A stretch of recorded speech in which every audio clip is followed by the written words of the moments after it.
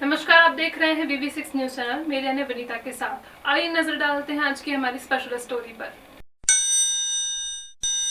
कई पल ऐसे होते हैं जिनके आने में कई दशक, कई सदियां लग जाती हैं।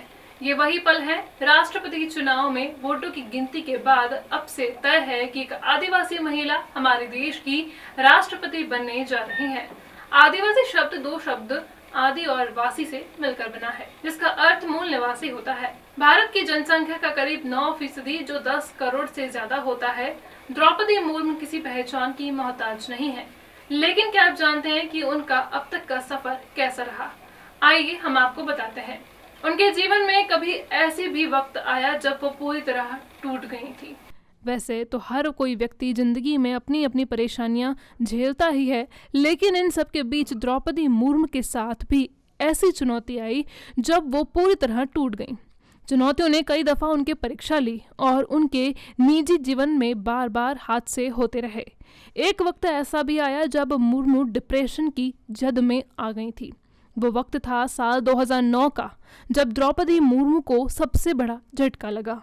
उनके बड़े बेटे की एक रोड एक्सीडेंट में मौत हो गई। उस दौरान उनके बेटे की उम्र केवल 25 वर्ष थी। ये सदमा झेलना उनके लिए बेहद मुश्किल हो गया। इसके बाद वर्ष 2013 में उनके दूसरे बेटे की भी मृत्यु हो गई।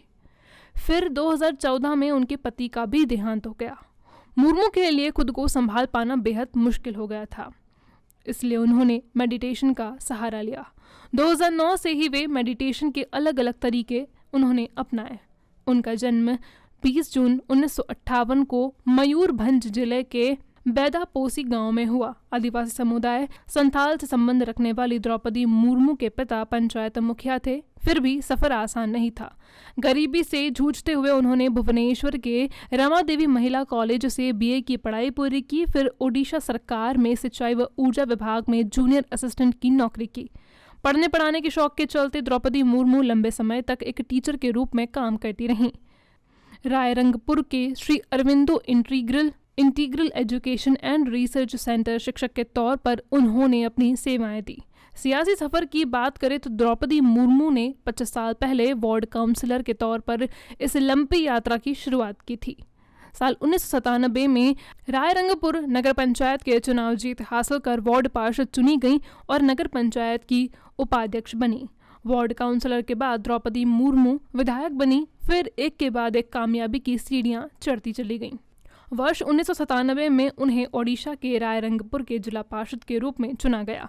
उसी वर्ष उन्हें रायरंगपुर के उपाध्यक्ष के रूप में भी चुना गया। 2000 के विधानसभा चुनाव में वह रायरंगपुर निर्वाचन क्षेत्र से भाजपा के मंत्री के रूप में चुनी गई और 2004 तक वह परिवहन, वाणिज्य, मत्स्य पालन और पशुपालन विभाग की प्रभारी रहीं।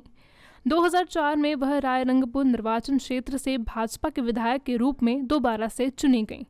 उन्होंने मयूरभंज में भाजपा की जिलाध्यक्ष और 2006 से 2009 तक भाजपा के अनुसूचित जनजाति मोर्चा के प्रदेश अध्यक्ष के रूप में कार्य किया। मई 2015 में उन्हें झारखंड की पहली राज्यपाल महिला के रूप में चुना गया।